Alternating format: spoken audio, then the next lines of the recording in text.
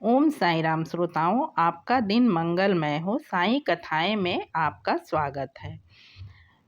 आज मैं experience of Sai में आपको एक कहानी सुनाने जा रही हूँ। बाबा के एक अद्भुत चमत्कार की कहानी है यह।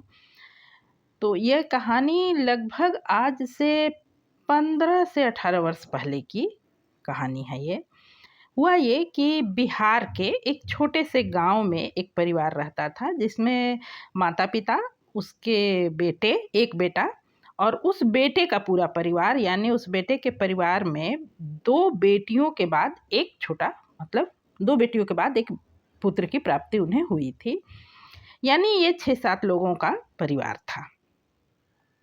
और उनके पास खेती योग्य ज़मीन कुछ ख़ास नहीं थे, थोड़े बहुत ज़मीन थे।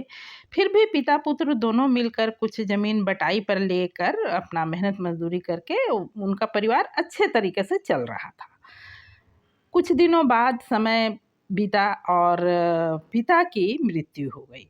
वृद्ध थे, उनकी मृत्यु हो गई। अब गृहस्थी का सारा भार चूँकि बेटे पर आ गया था और बेटे को लगा कि इस तरह से मैं यहाँ बटाई पर ज़मीन लेकर अगर बोता रहूँगा तो पता नहीं परिवार भी ठीक से चला ना पाऊँ, और 3-3 बच्चों को थोड़ा पढ़ाना लिखाना भी ज़रूरी है।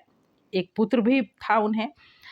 तो बेटे ने वहाँ से मतलब बेटे का नाम प्रभाकर था, मैं नाम बता दूँ। प्रभाकर नाम जहाँ मैंने पढ़ा है प्रभाकर ही है। तो प्रभाकर जी ने अपना गाँव छोड़कर और वो दिल्ली चले गए। दिल्ली में कहीं कोई अपना किसी छोटे-मोटे फैक्ट्री वगैरह या जहाँ भी वो कहीं कुछ काम करने लगे। क्या काम करते थे वो मुझे ठीक से जानकारी नहीं, पर कहीं कोई मज़दूरी वगैरह करने लगे, रहने लगे वहाँ। और 3-4 साल का समय बीता, सब कुछ ठीक-ठाक चल रहा था और अपना समय पर आना-जाना, छुट्टी में आते-जाते थे, सब कुछ ठीक चल रहा था। पर हुआ ये कि एक बार गाँव में, पूरे गाँव में मलेरिया का प्रकोप हो गया। हालाँकि ये 19वीं सदी की नहीं, 20वीं सदी की बात है। हाँ, 21वीं सदी की बात रही होगी, 20वीं सदी की। तो ऐसा नहीं था कि इलाज बिल्कुल नहीं था, और वो पुराने ज़माने का ऐसा नहीं था कि गाँव के गाँव साफ़ हो जाते हैं। 15-18 वर्ष पहले की ही बात है। पर फिर भी मतलब गाँव में बहुत अच्छा इलाज की सुविधा, और बिहार के वो बहुत अंदर के ओर के गाँव के थे, पिछड़े इलाके के थे, तो उन बहुत अच्छी सुविधा नहीं थी वहाँ। तो मलेरिया से एक आध लोगों का मतलब देहांत भी हुआ, बूढ़े-बुजुर्ग जो रहे होंगे उनका हुआ, वैसे बहुत ज़्यादा ये नहीं था, लेकिन हाँ, बहुत बेतरह फैला था गाँव में। अब उसी समय उनके सबसे छोटे बेटे को मलेरिया ने आ दबोचा।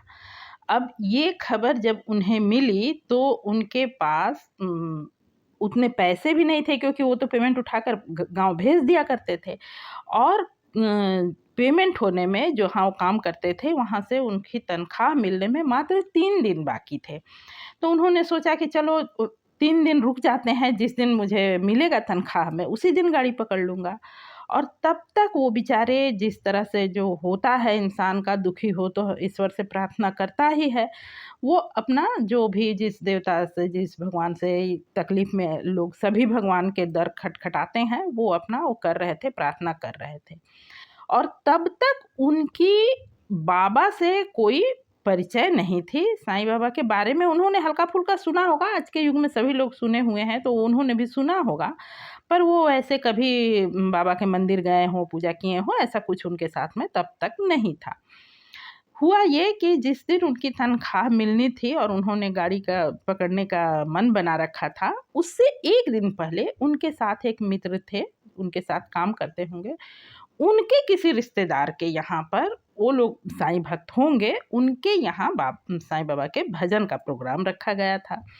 तो इनके मित्र ने उन्हें लेकर, प्रभाकर जी को लेकर, वो अपने उस रिश्तेदार के यहाँ बस ऐसे ही चलिए साथ में, तो ये भी इनके मन में थोड़ा-सा दुःख तो था ही, चलिए थोड़ा मनोरंजन भी होगा, या फिर ये साईं बाबा कौन है, कैसे हैं, मन में जिज्ञासा रही होगी, जो भी है, तो वो चले गए उनके साथ उस भजन में। वहाँ जब गए भजन में तो लोग बैठे हुए थे, बाबा की बड़ी-सी चित्र रखी हुई थी और फूल-माला से चढ़ाए गए थे और दीप धूप सब कुछ जल रहे थे। तो बाबा की मनोहर तस्वीर देखकर अनायास ही इनका मन बाबा की ओर खींचने लगा। और बैठे थे ये जहाँ से, वहाँ से बाबा सीधे-सीधे बाबा की तस्वीर के नज़दीक ही ये बैठे थे। लोग भजन गा रहे थे। जब तक भजन कीर्तन होता रहा तब तक तो ये चुपचाप बैठे रहे, लेकिन उतने देर में इनका मन बाबा की ओर बहुत अधिक आकर्षित होने लगा। और मतलब भजन सुन करके इन्हें आनंद आने लगा। और ले जाते वक्त इनके मित्र ने उनसे इतना बताया था कि साईं बाबा शिरडी के संत थे और बहुत मतलब आज भी उनकी शक्ति है, और उनका महाप्रसाद के नाम पर उनकी उदी ही है, उदी के कुछ चमत्कार वगैरह वो उन्होंने अपने उस मित्र ने बताए होंगे इन्हें।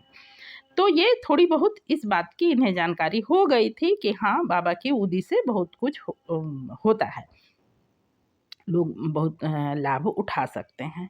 तो इस तरह की बात उनके मन में थी।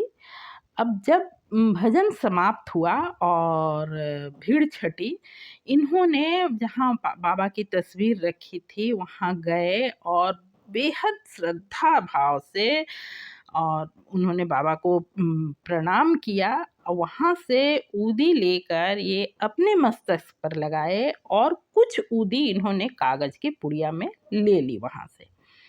और बस उसके बाद उसके अगले दिन तो उन्हें गांव जाना ही था, वो गांव चले।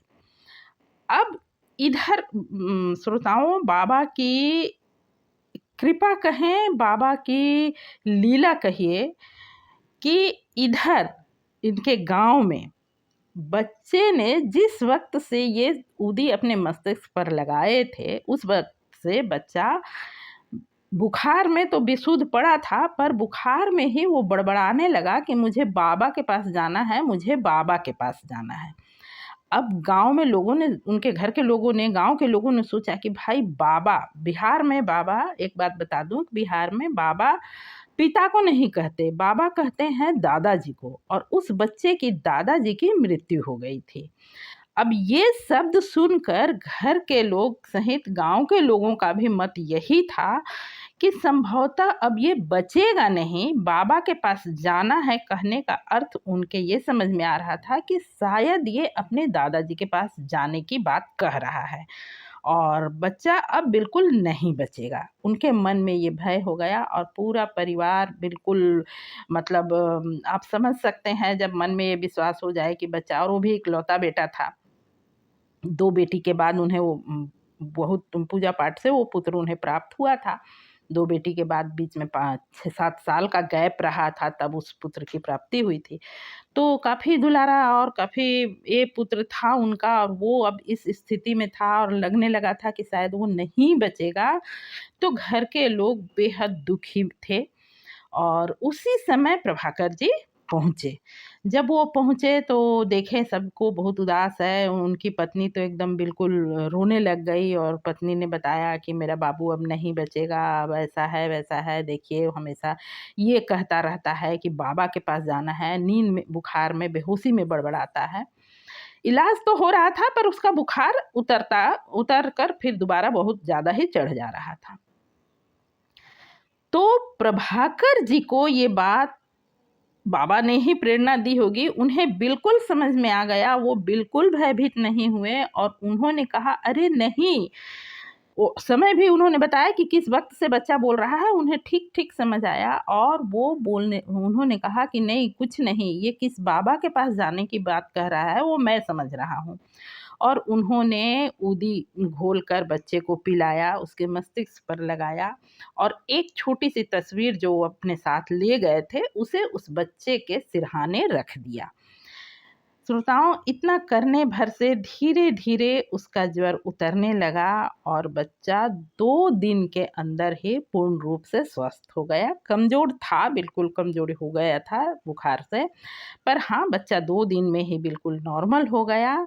और तब जब उस बच्चे से पूछा गया कि बाबू तुम किस बाबा के पास जाने को कह रहे हो, तो बच्चे ने उस तस्वीर को देखकर बताया कि ये बाबा मेरे पास आए थे, मेरे सिर पर इन्होंने टीका लगाया और कहा कि मैं तुम्हारे पापा को पापा पिता के लिए कि मैं तुम्हारे पिता को भेज रहा हूँ तुम्हारे पास, तुम बहुत जल्द ठीक हो जाओगे, लेकिन ठीक होते ही अपने पिता को लेकर मेरे पास शिरडी आना।